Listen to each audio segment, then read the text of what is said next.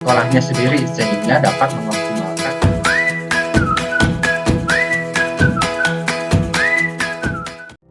Assalamualaikum warahmatullahi wabarakatuh. Bertemu lagi bersama saya Muhammad Febriansyah.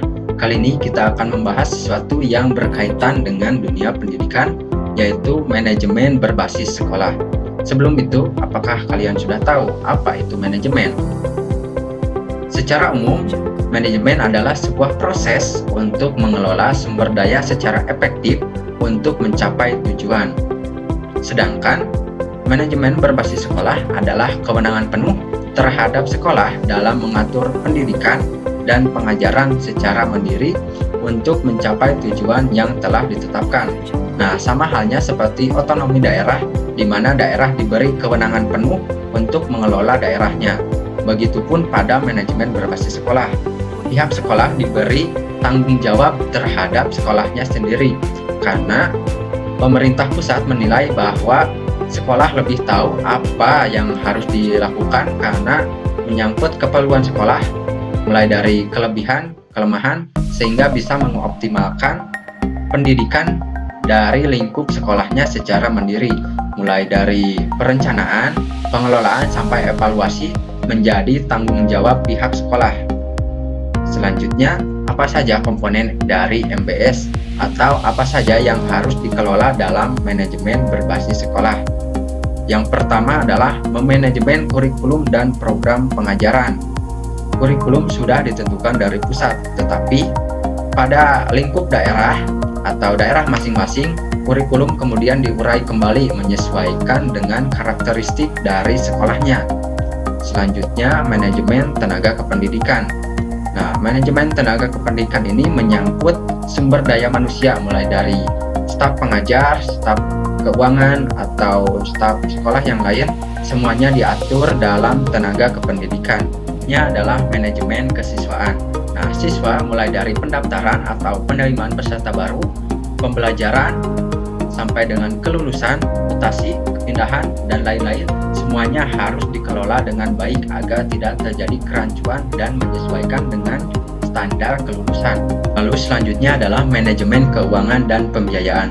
Nah, manajemen di sini mulai dari pengadaan dana baik dana dari pusat, dana dari daerah, dari sponsor, semuanya diatur untuk keperluan sekolah, mulai dari keperluan rutin, keperluan bulanan seperti misalnya gaji pegawai, dan keperluan tahunan untuk biaya-biaya yang lain. Lalu manajemen sarana dan prasarana.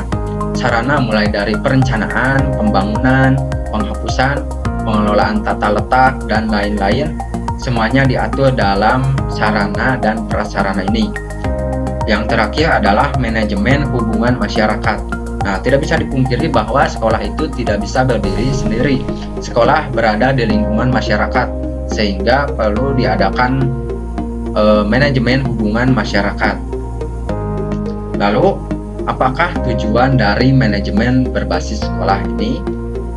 Yang pertama adalah meningkatkan mutu pendidikan melalui kemandirian.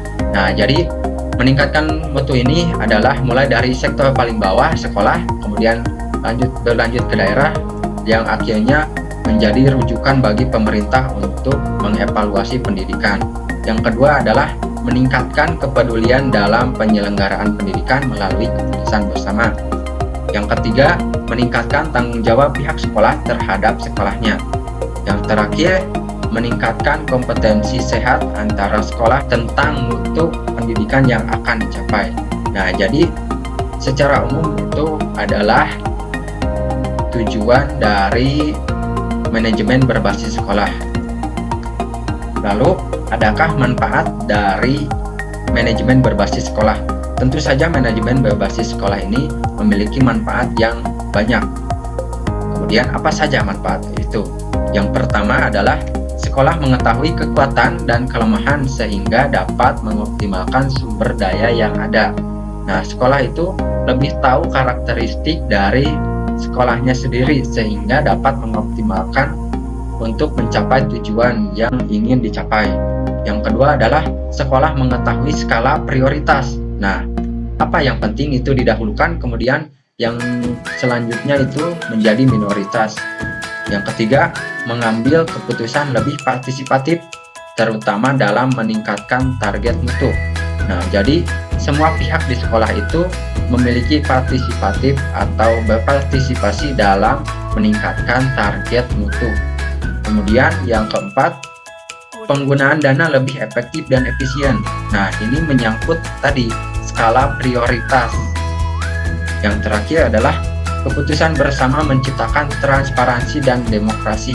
Nah, jadi dalam memanajemen sekolah ini tentunya akan sering dijumpai istilahnya rapat sekolah atau untuk menentukan persetujuan dari sekolah itu seperti apa sehingga terjadi transparansi dan jejak pendapat.